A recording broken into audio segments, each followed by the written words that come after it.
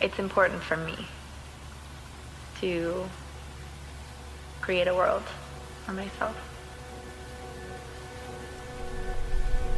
That's how I see it.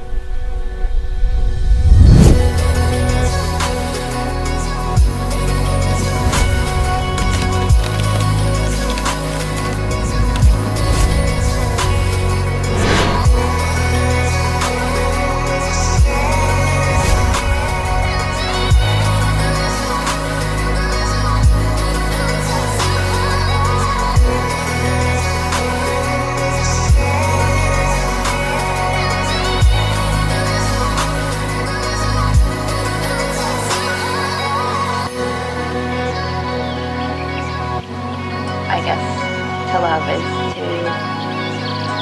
that's the whole spectrum of life right there. And love is a focal point for humans, like from birth to death, sort of what we're here for in a lot of ways.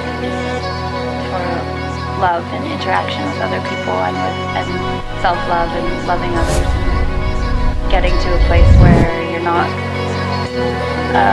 afraid of who you are and you can open up and sort of, it's just an ecstatic